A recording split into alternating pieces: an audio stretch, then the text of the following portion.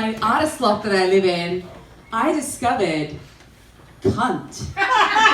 Which perfectly ties in for our highbrow theme tonight of everything's wet. Yeah. And I just wanted to start the night off with a quote, which makes me sound so fancy this evening. Right.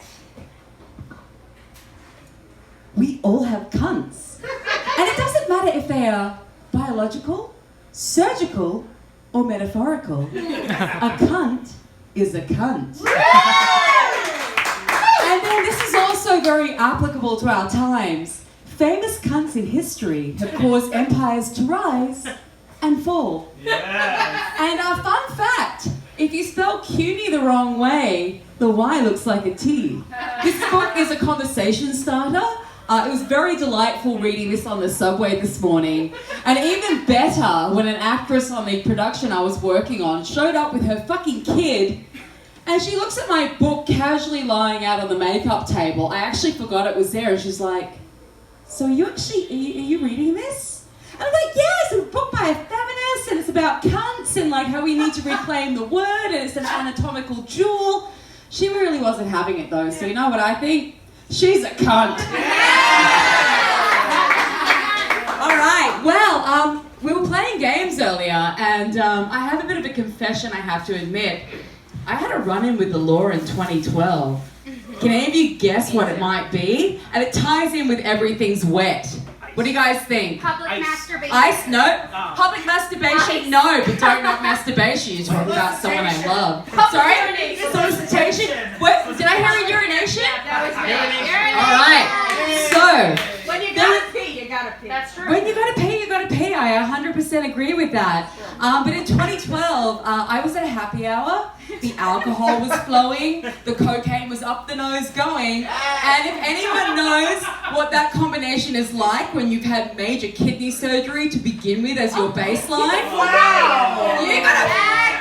you got some serious waterworks. And we were off to a rave party in a time where Bushwick was not gentrified. You really had to like navigate your way around a frontier. And we couldn't, even with our Uber driver, figure out where the fuck this rave party was. And my friends were walking down the road, and at this point, the kidneys were hurting. And I'm like, guys, can you just like walk a few paces in front of me? And, you know, I'm just going to take care of something. And I'm like popping a squat. There's two cars, like we're in butt-fuck nowhere, Bushwick. And halfway through midstream, a cop car pulls up with 4 male police officers. And I get a, excuse me, ma'am. And I have a gram of coke down my bra, by the way. Stumble down to the police officers, and I'm like, what seems to be the problem, officer?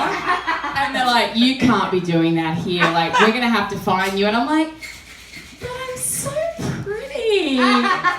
Which they weren't having. And they're like, listen, you are going to have to go to court for this. And I'm like, oh my God, like, what the fuck? Like, I actually had to go to court to get issued a fine. Not a felony, but a misdemeanor for public urination. And I thought I really was going to get off scot-free. I got a doctor's note explaining how I had major kidney surgery. I wore a nice suit. Everyone else in that courtroom was dressed like a scumbag, and here I am thinking it's fucking cakewalk. And as I'm about to get to the dock to present my case, the fat, jaded with life Santa Claus judge from Brooklyn bangs down his hammer and goes, $50. So my first ever brush with the law was me taking a piss in public. And to my dismay, in 2015, they actually repealed the public urination law in New York City, which is fantastic. And, you know, I've always prided myself on being a woman with style. So I'm going to give you ladies and those that identify as being a female in the audience some very practical advice on outfits you can wear where you can peacefully take a piss in public without ever exposing anything. The number one is a maxi dress, and I am a fan of the fucking maxi dress because you can hide a multitude of sins with a maxi dress. You don't have to shave your legs, you don't have to wear your underpants, Yes. and you can just like stand and let that water full flow. However, not all streams are created equally. So sometimes you might get wee wee on your dress, so that's the con. The intro is demonstrated so beautifully tonight by my outfit. I like to wear a pair of short shorts where your cheeks flap out, and you disguise it with like a little bit of a tie-around flannelette shirt. And this is fantastic. The flannelette shirt hides a multitude of sins. You can untie it, create a little tent for yourself. You have the option of the tilt and the lean if you're wearing a bodysuit or undies. Or you can just like discreetly, put it around you. You can pull down your undies, you can pull down your shorts, but don't do it in a school zone or you might become registered. So don't do it that way. But the perfect outfit I discovered was during Pride this year after Ricky Dunlap's party. And I conveniently worn a bodysuit with a button-up crutch and a mini skirt. And when the cops showed up to the party, I was a bit drunk. I had to pee. But luckily, with this bodysuit with the button-up crutch and the skirt, you just have to kind of find a discreet way to unbutton.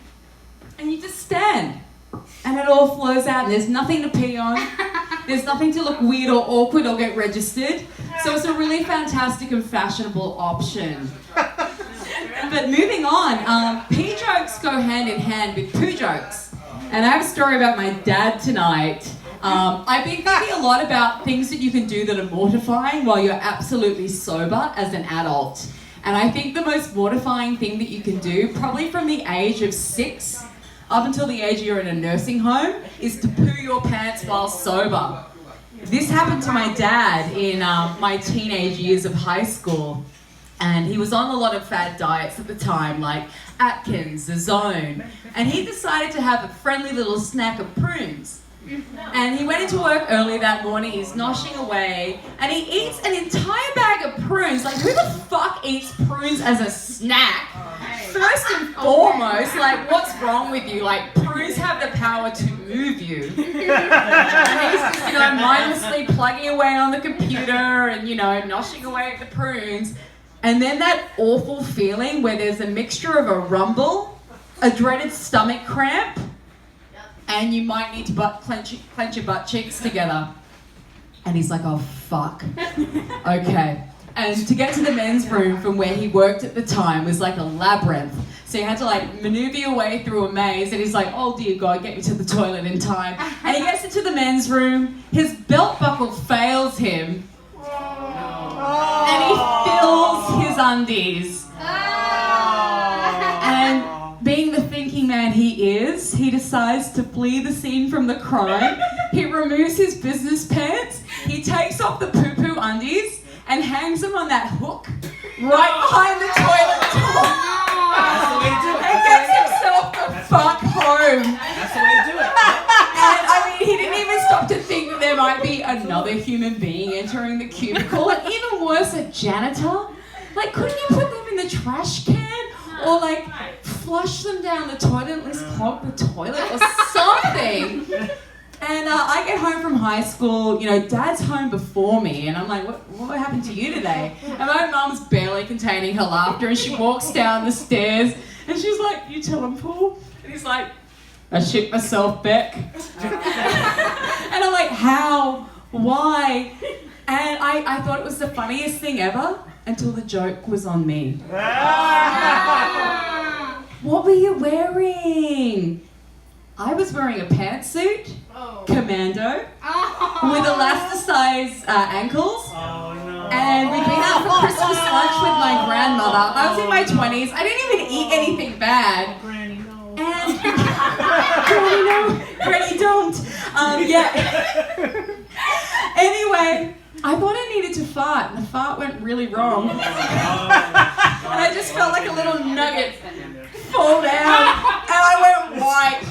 And my mother's partially deaf. And I'm like, I can't go on the car ride. Like, I'm gonna say goodbye, Grandma. I love you. I'm just gonna go upstairs. And Mum's like, look at me. She's like, Rebecca, what's wrong? And I'm just like, oh shit myself. And she's like, what? And I'm like, I shit myself.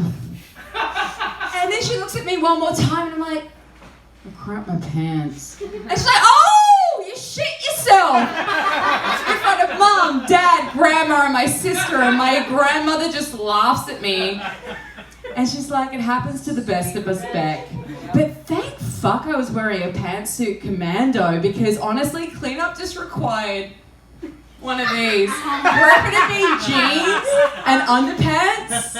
I mean, think of that mess. Like, jeans aren't, yeah. So, if you're gonna crap yourself, guys, I'm just gonna say, don't leave your poo-poo undies in a store for someone else to clean.